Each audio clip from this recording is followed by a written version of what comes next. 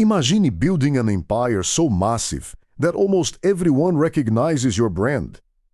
Thousands of stores across the country, millions of customers walking through your doors every single day, and billions of dollars in annual revenue. For years, it seemed impossible to imagine that anyone could challenge your dominance. Now imagine that, on what seemed like an ordinary day, two entrepreneurs walked into your boardroom with an unexpected proposal. They offered to sell their company for just $50 million. To the executives in the room, the idea sounded almost ridiculous. A small startup with no consistent profits wanted to be acquired by a company that completely dominated the market. The answer came quickly. The offer was rejected. Some accounts even claimed that a few executives left. After all, why invest in such a small company when your own business seems stronger than ever? What no one in that room realized was that the small company was called Netflix. Within just a few years, it would completely transform the entertainment industry and bring a billion-dollar empire to its knees. Today, this story is studied in business schools and boardrooms around the world. But it isn't just a story about movies or technology. It's a story about innovation, overconfidence, and how a single decision can change the future of an entire company. To understand how Netflix defeated a company that once seemed unstoppable, we need to go back to the late 1980s. Back then, watching a movie was a completely different experience. There was no streaming, no YouTube, and certainly no smartphone with thousands of movies just a tap away. If you wanted to watch the latest release, you had to leave home, drive to a video rental store, browse shelves filled with VHS tapes, and hope your favorite movie was still available. After watching it, you had to return it on time. Otherwise, you paid a late fee. It was in this world that Blockbuster was born. Founded in Texas in 1985, Blockbuster transformed the video rental business. Its stores were larger, brighter, and far more organized than traditional rental shops. Customers could choose from thousands of movies, making every visit feel like an event. Families spent hours walking through the aisles. Children searched for cartoons, while parents looked for the latest Hollywood releases. Couples debated what to watch on Friday night. Renting a movie became more than a transaction. It became part of the entertainment itself. The company expanded at an incredible pace.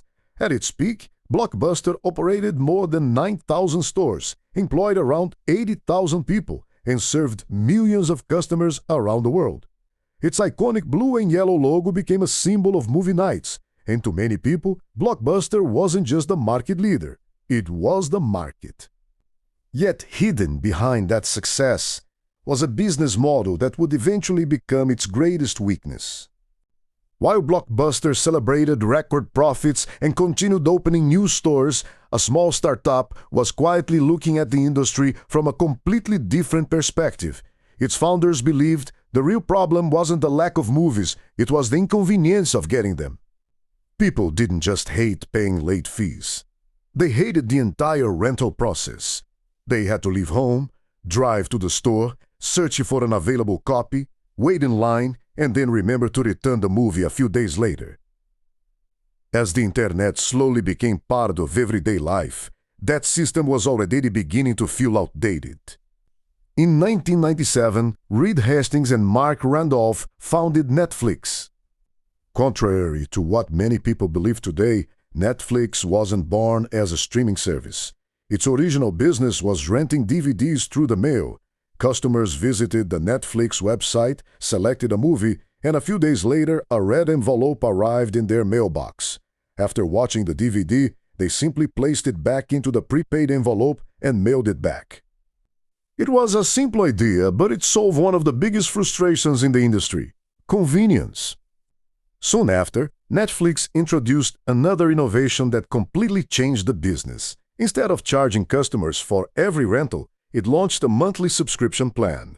Members could rent as many DVDs as they wanted without worrying about late fees or return deadlines.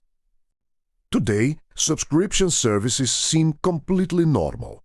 But in the late 1990s, This model was revolutionary. Even so, very few people believed Netflix had a future. Internet connections were slow, online shopping was still new, and many experts argued that no startup could ever compete with a company that owned thousands of physical stores. But there was one critical difference between the two companies. While Blockbuster focused on protecting the business model that had made it successful, Netflix kept asking a much more important question: how can we make our customers' lives easier? That mindset pushed the company to invest in technology, logistics, and customer experience. Every decision was driven by one goal: removing friction from the customer's journey. Without realizing it, Netflix wasn't simply building a better rental service. It was laying the foundation for one of the biggest transformations the entertainment industry had ever seen. And before long, that small startup would force the world's largest video rental company to make a decision it would regret forever. At first, Blockbuster wasn't concerned about the small company mailing DVDs to customers. To its executives, Netflix looked far too small to become a serious threat.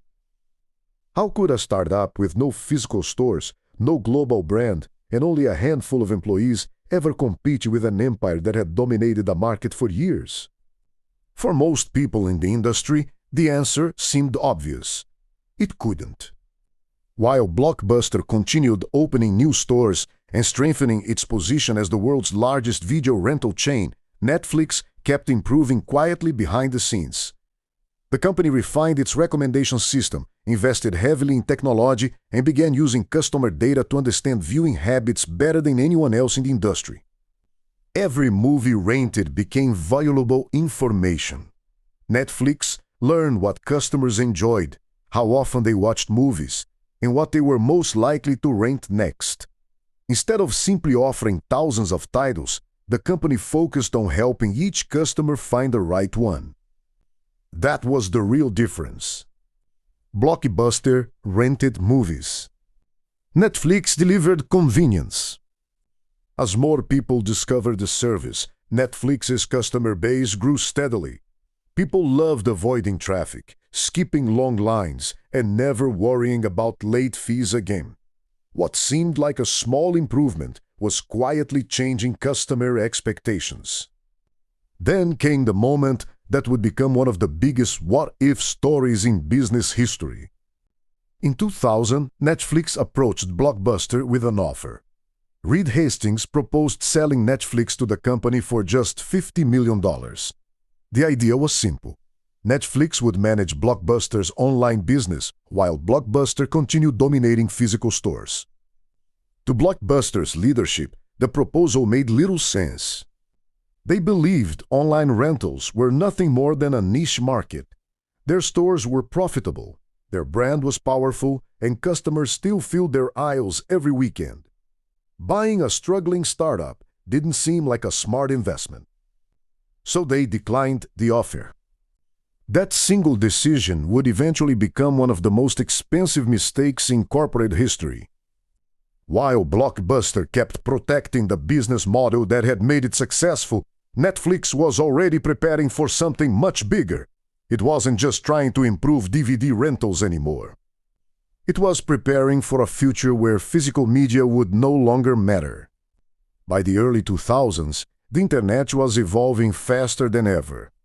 Broadband connections were replacing dial-up.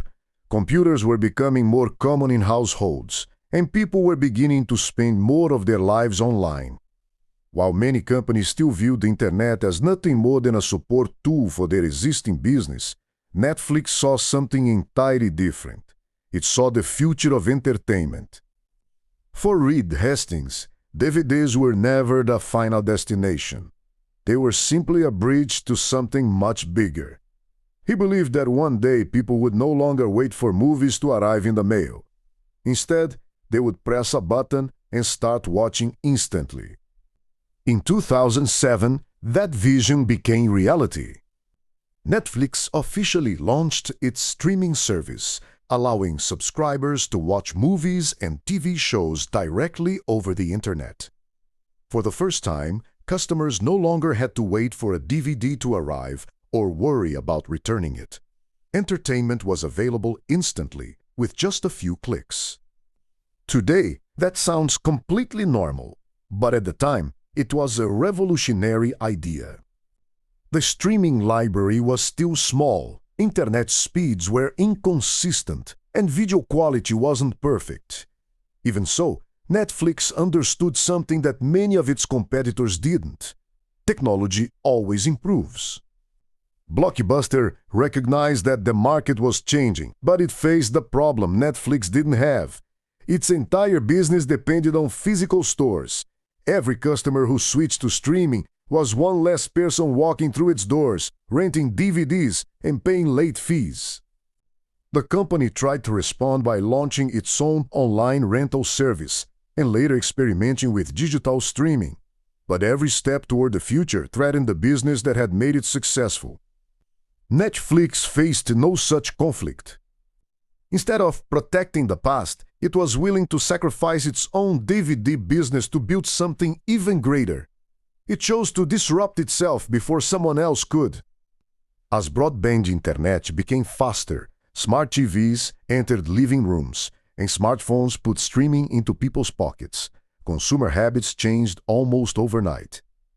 By the time Blockbuster realized the scale of the transformation, it was already too late.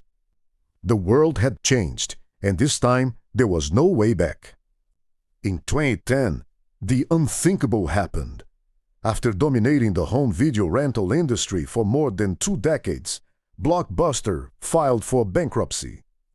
The company that once operated over 9,000 stores around the world was now closing locations, laying off thousands of employees, and watching customers abandon its business model. The empire that had once seemed untouchable simply couldn't keep up with the speed of technological change. Meanwhile, Netflix was entering the most important chapter of its history. Streaming was growing at an incredible pace, and millions of new subscribers were joining every year. But Reed Hastings understood that another challenge was approaching. If major Hollywood studios decided to pull their movies from Netflix, the company's future could be at risk. Once again, Netflix chose to act before it was forced to.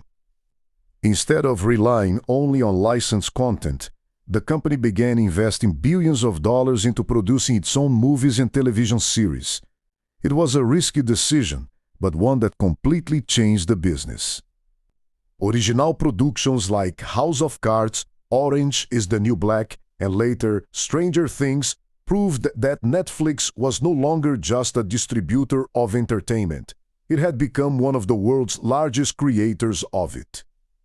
Today, Netflix operates in more than 190 countries and has transformed the way billions of people watch television and movies. Its success inspired an entire industry. Companies like Disney, Amazon, Apple, and Warner Brothers all launched their own streaming platforms, forever changing the entertainment landscape. Blockbuster, on the other hand, became a symbol of a missed opportunity. Its story reminds us that no company is too big to fail. Market leadership, brand recognition, and billions in revenue cannot guarantee survival if a business refuses to adapt. In the end, Netflix didn't win because it was bigger or richer. It won because it understood something its biggest competitor didn't. Customers don't buy products. They buy convenience. They buy better experiences. They buy solutions to their problems. The battle between Netflix and Blockbuster was never just about renting movies. It was about two completely different ways of seeing the future. One company spent years protecting its past. The other spent years building what came next. And when the future finally arrived, only one of them was ready. If you enjoyed this documentary, don't forget to subscribe and turn on notifications. Every week, we explore the real stories behind the world's biggest companies, groundbreaking innovations, and the decisions that changed business history forever.